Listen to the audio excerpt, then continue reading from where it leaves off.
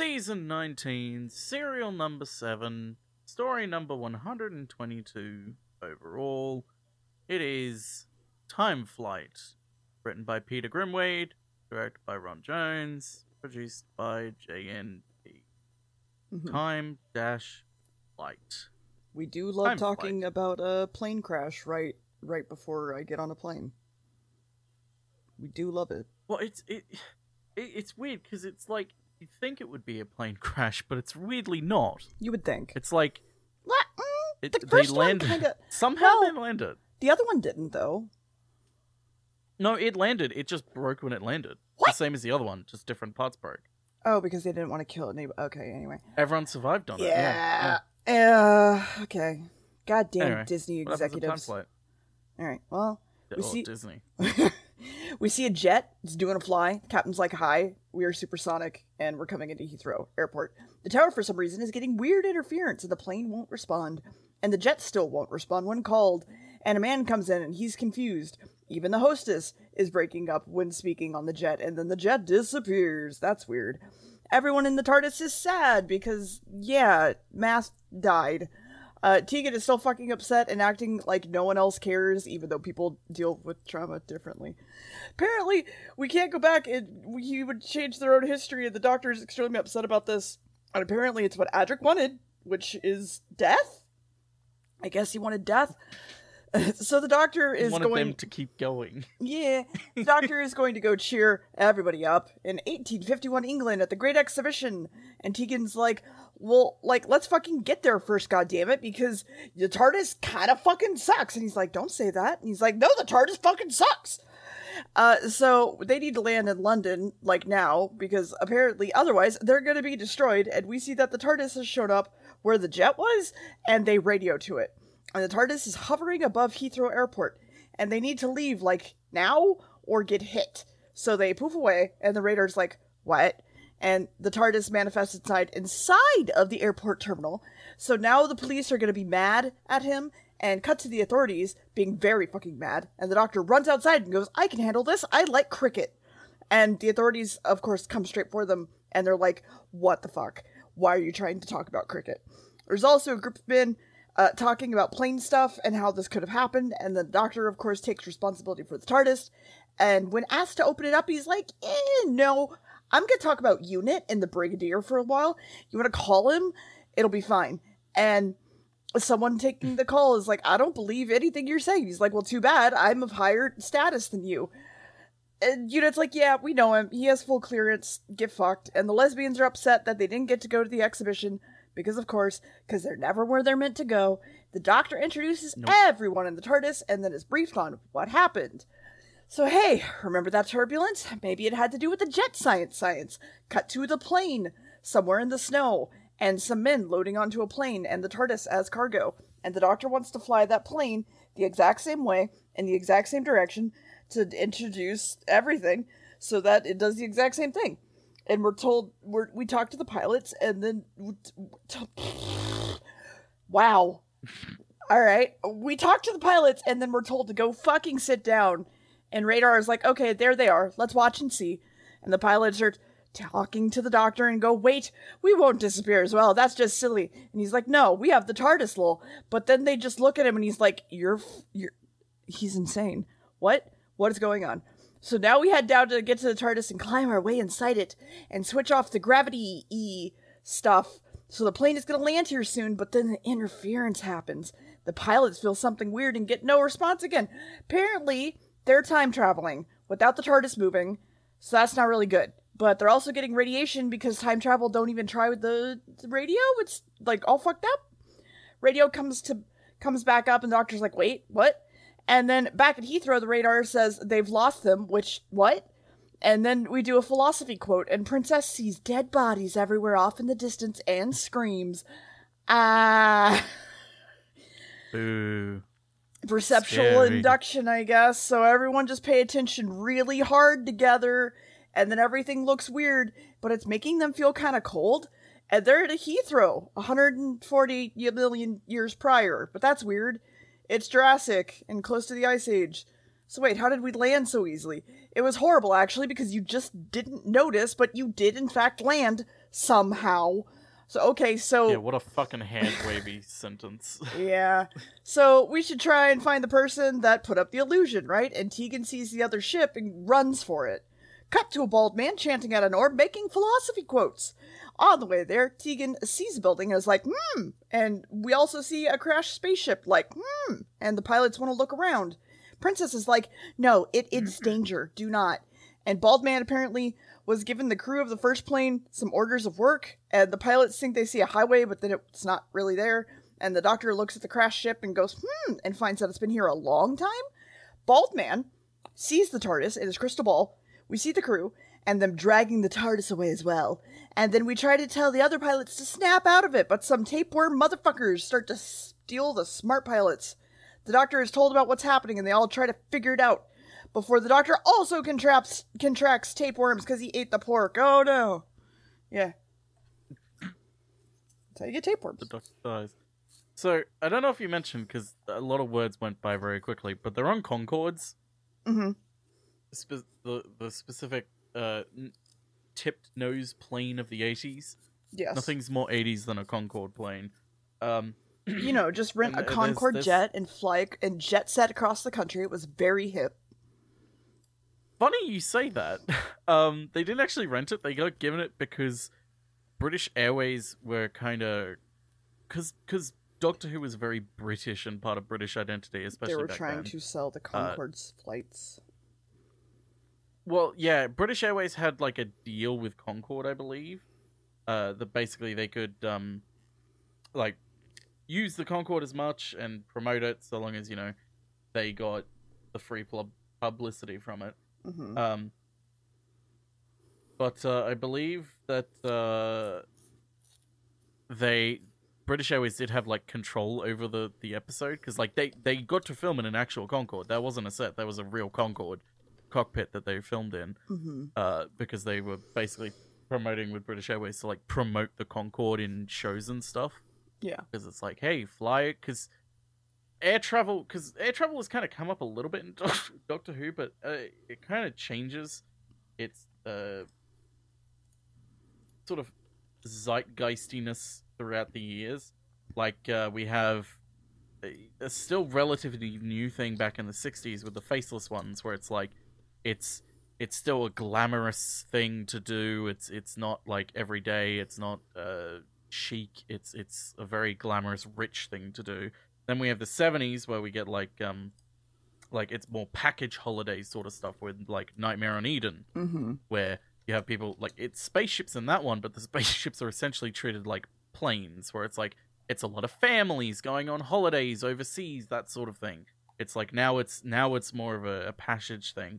But then the 80s, the sort of vibe towards it had changed again, and international travel seemed exotic, but by the 80s, the fact that you were traveling was a bigger status symbol than actually going anywhere. It was more about being cosmopolitan than being well-traveled. It wasn't like, oh, I'm going to Spain. It's like, oh, I'm flying this weekend. Yeah. Like, it's more about that. Matter. So, the sort of... Yeah, so the sort of idea of flight had changed, so it became more about the chic and the aesthetic, and the idea of it more than the practicality of it, which is what the 70s was more about. Mm-hmm. So this was like, this sort of promotion was like a way to put forward that, but it's really weird that they did it in the story like this, where the story is that they send a plane back in time, and it's dumb. But it also kind of makes sense, where it's like, oh, the planes didn't get destroyed. How did they not get destroyed? It's like, because British Airways had fucking control over the script and they didn't want them destroyed. Yep. Why would a they also, Concorde ever crash, Gam? That's not in the script, for one. Exactly. They would never crash. They would never ever they also, crash. Yeah, they basically made changes to the story that would be considered detrimental to the company, including one line where one of the flight attendants refers to passengers as punters rather than passengers. And it's like, no, our staff have to be friendly towards all the customers at all times. Mm-hmm. They wouldn't be evil or anything. There's no, yeah. But yeah, it's an oddity to be very much like a time capsule of a very specific part of the 80s of air travel be changing the way it is, which is another aspect that I really like about Doctor Who, is you can track the public perception towards certain things over the decades of, like, yeah, you have the air travel. Air travel appears in every decade of classic Doctor Who in some shape or form, and it's like it appears depending on the public perception of it at the time. And a lot of topics like that do, and it's great to go back and compare it, because it's like, hey, what did people think like at this time towards these sorts of things? But anyway, what happens in part 2? Okay, well, the Doctor is covered in some crystal soap, and Princess is like, no, don't touch him. You'll get soapy. And then the Doctor hears someone saying help, and then is okay, I guess. But he also knows that they're called plasmatons, and they're harmless, apparently. And, what? A boot? Too bad they took away the TARDIS. Sorry, I put a space in the wrong place, and so it's too bad. Anyway, yeah. But, by the way, the pilots got taken by the bald man. Don't worry about it. Good thing the professor is on a flight with the other pilots, and he goes, oh, you're not hallucinating. He thinks that the Russians are apparently... There's Russians, apparently, and they're in Siberia, and the Doctor's like, really? Anyway, the TARDIS is brought back to Baldy, and having said TARDIS, one of the pilots comes back too, and he's like, oh my god, you said the word TARDIS, but Baldy puts him under again, and then just walks off. And the professor mentions everyone, what's going on, and how we broke free by concentrating real hard. But we need to find the TARDIS and the crew, and Tegan mentions that they're from the 20th century, and the professor's like, you're fucking insane, but we shut him up, and then they go over this hill over here. Bald is sniffing the TARDIS and stuff, and then sees the Doctor walking around as well. Yeah, him sniffing it is very weird with what's upcoming. Princess is having a fucking attack, and then a voice comes through her and talks through her, saying, go away. And we ask who it is, and they don't really say that, but, like, we also tell the Doctor to resist, but then Princess is covered in bubbles, which is not great. Gotta free her. Tegan is going to stay with her, because they're lesbians, and we need to go to that prison to save the princess. The professor doesn't want to fucking go, and we assume that there's two psychic intelligences. The Doctor is walking around the prison and sees some people trying to pry apart something or other. Apparently there's some guards, and the professor wants to leave, and the pilots are like, shut the fuck up. The Doctor has wandered away, by the way, and tosses a coin to figure out which way to go, which leads us straight to a door that opens up, and we can go inside, and there's the TARDIS. Good job. We walk straight for it and don't expect it to be a trap at all. Meanwhile, it's a trap. Hey, I'm Khalid. I'm the bald dude. Oh my god. Hello, bald dude. Hello. I have many wares. I am Khajiit. Also, this is my domain, and supposedly... but we also go, excuse me, what about the spaceship? And he's like, space is within us, and we travel using powers, and of the One and the Arabia, I guess? And he told us about the cabinet by the way of spirits, I guess, and an elemental summoned him, but he also has the plasmatons and needs psychic energy for something. Princess hears some more whispering, kind of seems to break out of her goopy, soapy trance, and Bald talks to some more people and sees the pilot and the professor. Too bad him chanting just fucks with another person's energy and isn't really doing anything. The professor, still being a dick, then starts to try to help the crew and everyone, like, become, like, more normal. But when he gets to the pilot and gets checks told to him, he also gets fucking caught in it, and Professor is like, no, stop it, and breaks him out of it, thank God. Because, you know, we can't have you falling back into this, Jesus. Well, we tell one of the pilots about Tegan, and the Doctor goes, oh yes, those two. Baldy really wants to control the entire universe and the TARDIS, by the way. Also, we see some of the pilots in the Orby breaking free, and Bald tries to capture them again. Princess falls over. She's okay, and the tapewormy boys are attacking the pilots. The lesbians are going to go back to the prison area, and also the pilots and the professor are teleported to the ballroom. They're also put in a barrier, even though the Doctor, like, warned them about it. The lesbians are walking around and find a secret door, just like the Doctor. We still won't give him the key to the TARDIS, and we see the lesbians headed this way. He uses Adric, like a fake Adric, to freak out the girls, and he's fake because he has a badge, and that badge was destroyed, so there's no way it's him. And the Doctor is told that the lesbians are going to suffer, and he's like, they don't believe in hallucinations, it's fine. Through the second door and through the chamber with a weird square thing sanctum, their powerhouse. He removes the shield, and then the pilots think that he's bringing up a fake thing, but it's real and bad, and Princess is having trouble again. And she and Tegan pull some squares off a thing and break the other square thing. There's a lot of square things, causing the snake to go away that they were seeing that was attacking them. And Bald Man has apparently died, I guess, which is good. And then the professor snoops around and has found a basic-ass computer inside his crystal ball. And then we find out that the Bald Man was a master. Oh my god. Oh my god. So, this episode has... this episode is really a mishmash. The first version of the story was submitted for the previous season, before Peter Grimwade was asked to direct Full Circle. It had been moved further and further back as events regarding, the regeneration and other planned scripts sort of fell apart and grew more complex. Once it had been decided that this was to be the season closer, after yet another effort at reviving another story, Peter Grimwade was asked to include the Master in this story in order to complete the 3-story contract that Anthony Aileen had signed. The notion of using Xerafen as some sort of power generator to power the Master's TARDIS would have been a completely just a continuity reference to an old script that was meant to be in the meant to precede this one, but didn't because of a lot of reasons. Although during the delays that Grimwade had, he undertook to learn. He undertook and learnt how to fly a Concorde, looking at all the equipment, how it would be flown, what the technical crew might actually say when flying it, all to put it into the script to make it all more authentic. This is a mishmash of a lot of shit, and it ends up being a soup of bad soup. For instance, the BBC's official site for Doctor Who used to have written, somebody based on this episode, it had somebody somewhere should have thrown the script in the bin the moment it had a Concorde crash landing in Jurassic England, which it really should have been, which is odd because the story kind of changed perspective over time. Back around when the story aired, a poll by Doctor Who magazine was had a poll asking, rank all the episodes of this season, and it was the 4th highest, so it was relatively reviewed well by fans at the time.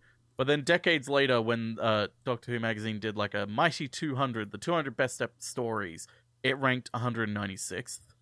And then another poll that they did years later in 2014, out of 241 stories, it was the 237th. It's not good, to the point where even Peter Davison hates it.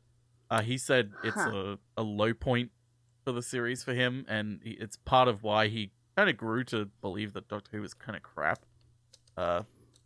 There's a lot of reasons for it being like that and him appearing that, but literally everyone hated it.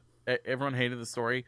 Peter Davison went, "It's a very good story, but we ran out of money. We filmed the prehistoric landscape at Heathrow Airport in Studio 8 with a model Concorde in the back of the studio. The monsters were bits of foam. We didn't do the story justice. He found it frustrating knowing what they were rehearsing was going to look like a pile of crap. The story's low budget would explain why Heathrow's airport air traffic control, as depicted on screen, consists of only 2 men in a small room instead of, what it actually is, which I do find funny. Adric's cameo as well, there were 2 reasons for it. One was he had a contract, and so he was meant to be in every episode, so this fulfilled that part of that. And also, it meant that his name would be in the Radio Times credits for this episode, so it wouldn't spoil his death in the previous one.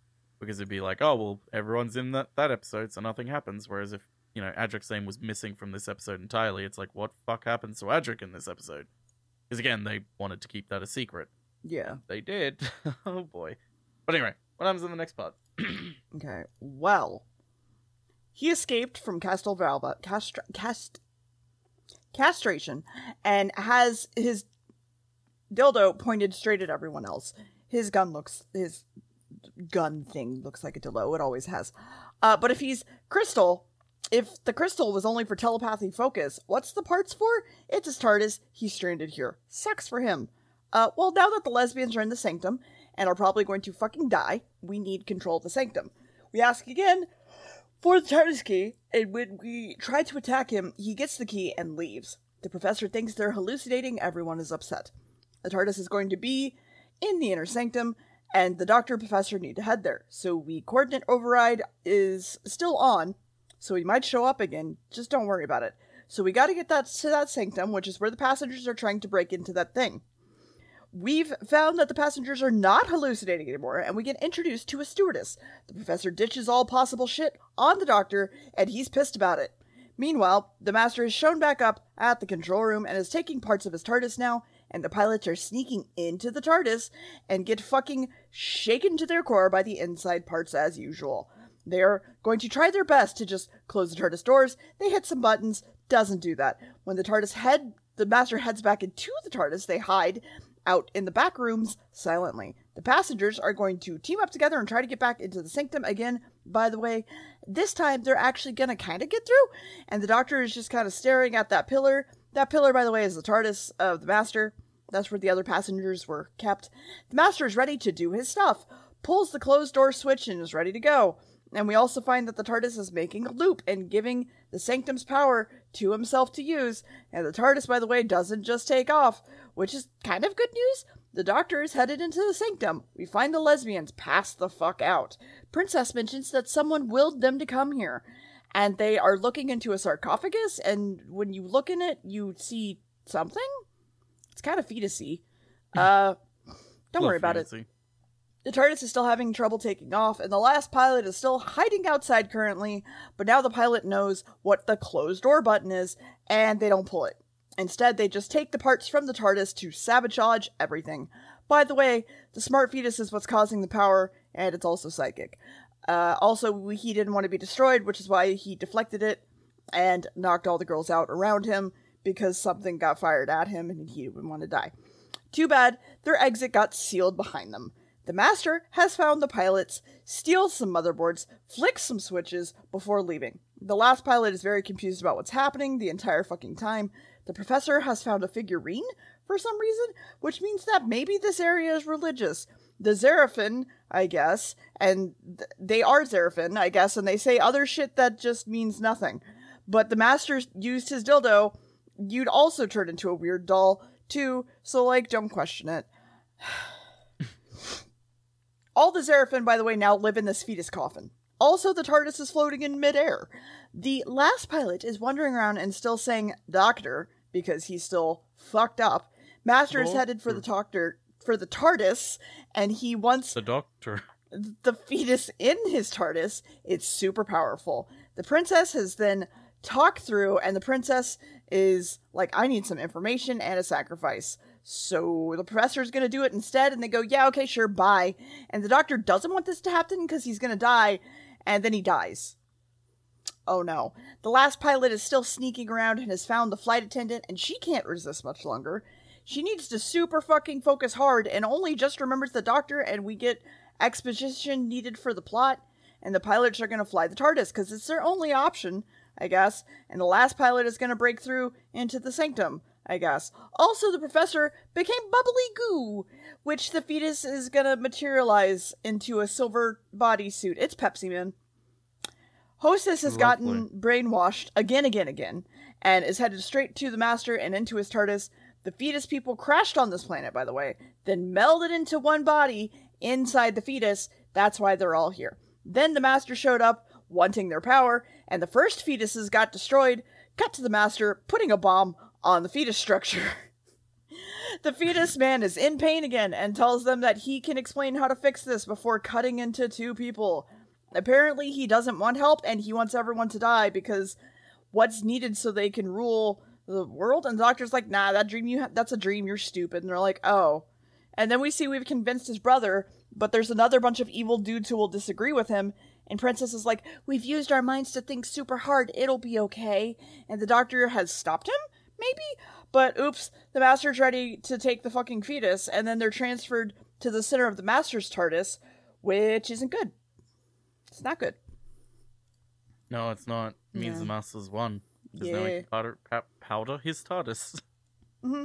Nothing else to do. This is he could powder it all. So the plasmatons were originally designed to look less human than any previous mobile alien, without just sort of being a lumbering lump like the Ogre from the Stones of Blood, which were just big vertical rocks. To this end, the legs were included but not arms, and nor was there any way for the actors to see, so in the studio they were just lumbering lumps. Whoops.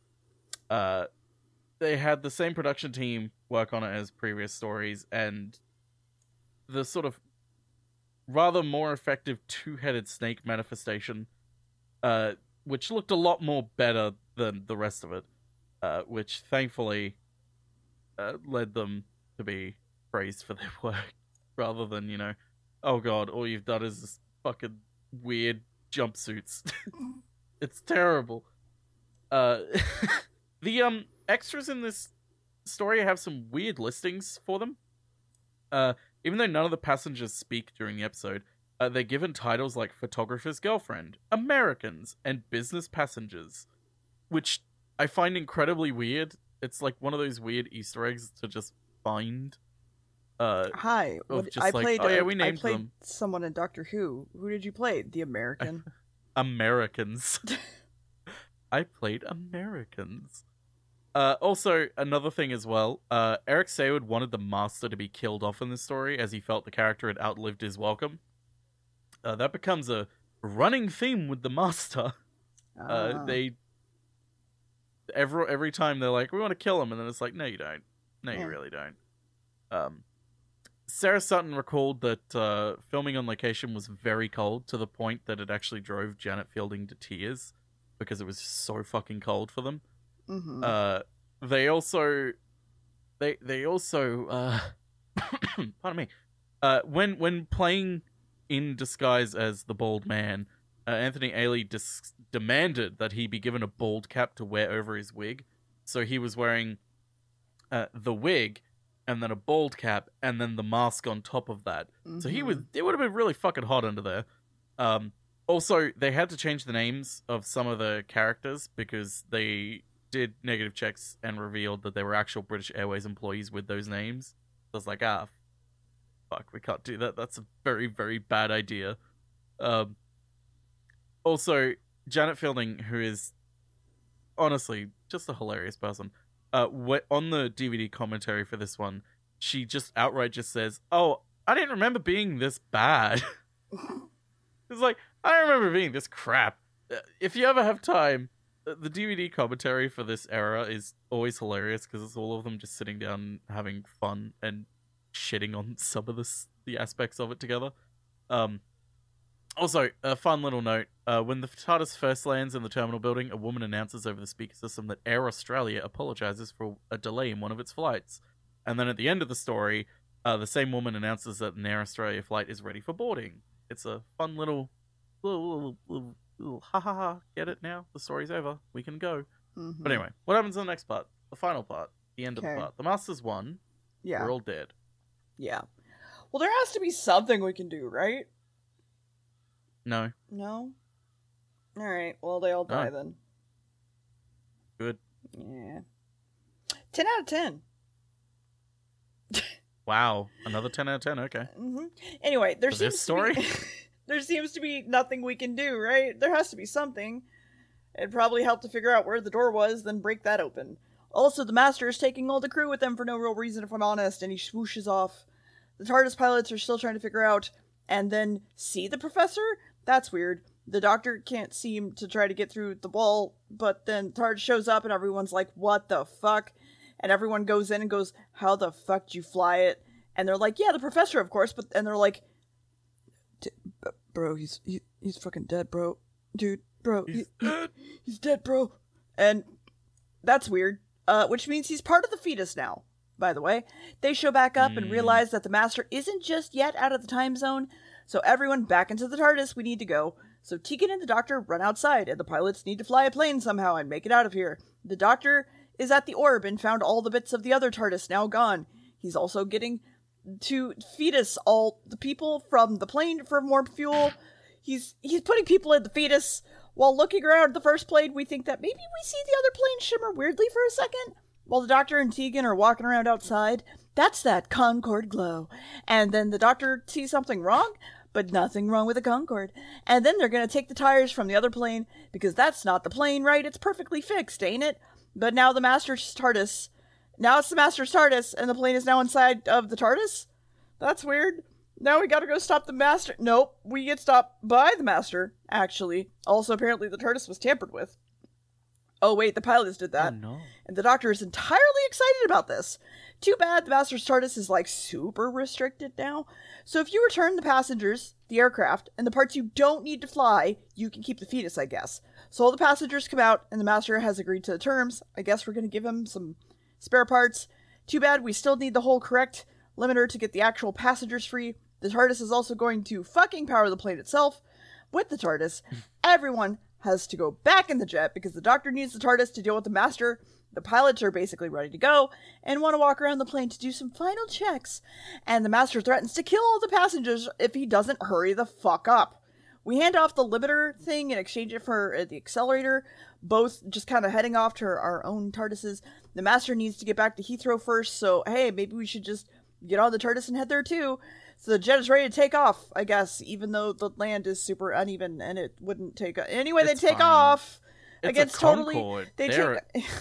They're amazing, dear. Concords are amazing. They all can do kinds anything. of takeoffs are available with Concorde jets. Except for Concorde. crashing. Concorde, we never crash. Anyway. Sure. Woo! Anyway, take off against totally rolled rocks and managed to take off, so woo! It was some luck. They'll swoop back into the correct time, I guess? And the TARDIS has landed in Heathrow just on time, and the jet also landed just in time. Tegan kind of misses the plane a little bit, but she doesn't want to leave the Doctor. Also, the cops are showing up to tell the Doctor to fuck right off, but then the Master's TARDIS shows up and it can't land, so they do a shoo shoo shoo shoo, making the Master go back to the planet of the fetus, who will hate it there. He's gonna hate his life. And also, he'll be stuck there because the Doctor's limiter will probably be broken or whatever. Tegan, by the way, is heading to her job and trying to figure out what the fuck to do. And she's like, I don't know if I want to get on the Concorde or not. It's so nice. Concorde, made for you. The pilots are trying to explain what happened overall to the airport. And they kind of lead him to whatever. And meanwhile, he gets another call and it's the Doctor. And the pilots run off to help him. And the police are frustrated. And the controller wants an explanation. And the Doctor runs off into the TARDIS. And they explain that the police box is a spaceship. And then it whooshes away, and the controller's like, what the fuck? And then we see Tegan is sad because she missed her flight on the TARDIS. Ruh-roh. Ruh-roh, Raggy. Regan. Restore right. Anyway. Yeah, Tegan's gone now. Tegan's not in the In TARDIS. the Goodbye, most Tegan. anticlimactic possible way. Yep, we went from the most climactic companion ending to the most anticlimactic. Although arguably there's a lot of new season Doctor Who ones where spoiler for the newest episode, The Power of the Doctor, a character within the first 10 minutes of the episode just goes, I'm done, you can drop me off. I nearly got killed. I'm done. Goodbye. And then just leaves. That's it. It's so hilariously bad. Okay, but also same? Also same? It could be done right. The thing is, this companion has nearly died the same way so many times, so it's like, why have you suddenly just changed your mind? Mm-hmm. Like, what? Like, okay, sure, whatever. But anyway. Yeah, Tegan's gone now. Now it's just the Doctor and Nyssa. Yeah. They're gonna have some fun together. But that's Time Flight, an episode that, it has Concords in it, did you know, dear? I didn't. I love Concorde jets. They're so nice. They're my favorite jet. So a 10 then? Gam, they made Concords just for you and me. Yeah, exactly. So Wait, since it did has a they have Concorde in it, you're rating the Concorde? episode a 10, right? Was there a catchphrase for a Concorde? Yeah, Concorde, you'll come every time. Opposition brings Concorde. Out of discord comes the fairest harmony. No, that's a totally different thing. Never mind. Wow. Concorde jet catchphrase. Thank you. Arrive like before you leave. That's a really terrible catchphrase. come before you leave. 4 out of 10, by the way. 4 out of 10. Yeah. Okay, a 4. Not bad. It's I'd say it's one of the weaker season endings, but it's really not. The weakest season ending is yet to come. Oh. But that's season 19. We're done with season 19 now, dear. We're on to season 20. Ooh. The season of revenge, anniversaries, and budget cuts. I want Again. more lesbians. Well, there are more lesbians, maybe. Coming Maybe. eventually. Maybe there's some more lesbians. It's just a shame that Tegan's gone now. Yeah. Anyway, the next episode. Okay, you ready for this? Sure. Okay. Arc of Blank. I don't know why the first word that came to my brain was triumph. Arc of Triumph? Yeah, I don't know why. No. Do I get a hint at all?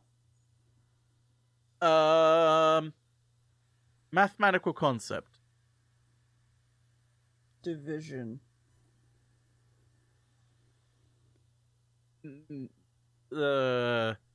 No. Arc of...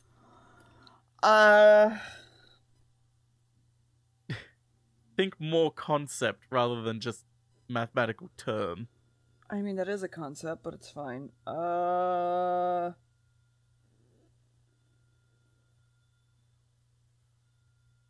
I get one more hint? Because that seems really broad. Jesus. Okay, I'm trying to think of a hint that doesn't just give away what it is. Okay, so you've got your one hint was mathematical concept. Focus on the concept. Mm-hmm. Second hint. Okay. God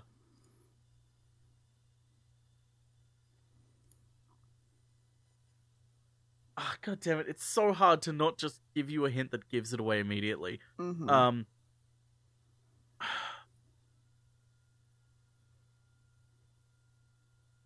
I don't know. Fucking you dear. Mm-hmm. I can't think of a hint. Mm-hmm. Arc of Blank. This is funnier than me trying to figure this out. Well, it's because, like, it's so easy. I can't think of another hint other than mathematical concept. Because, like, when I say mathematical concept, I don't mean, like, you know, a quadratic formula. Like, I mean, like, this is a mathematical concept that even children know. Like, like, children will know this before they know division and multiplication. Oh. And probably even addition and subtraction. Infinity. Yeah! There we go. That was probably the best hint I could give, even though it still gives it away. Arc of Infinity! You could have made a Thanos snap joke, but it's fine. How would that help? Infinity War? Oh, because Infinity Stone? That still would give it away! Also Infinity Wars, but it's fine. True. But it's called Infinity War because of the stones. I could have said... No, because that would have just given it away still. Being like, think of some stones. It either would have given it away or confused the fuck out of you. Yeah. Probably the latter, because I'm me. Yeah, Arc of Infinity. We got there eventually. Ooh. What is Infinity? Who's arcing it? Well, it's a mathematical concept game.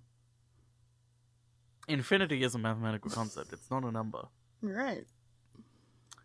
What is the... the only hint I'm gonna give you is that there might be some Time Lord involved. There might be some Time Lords. The Doctor is a fucking Time Lord. Of course there is. Oh, well, alright. You know what I meant. Might be some Gallifrey involved. And maybe someone else is coming back. Some old villain. Oh. Boo. James. If it's a villain, boo. Yeah, it's a villain. And boo. Anyway. Arc of Infinity. Goodbye. Ah.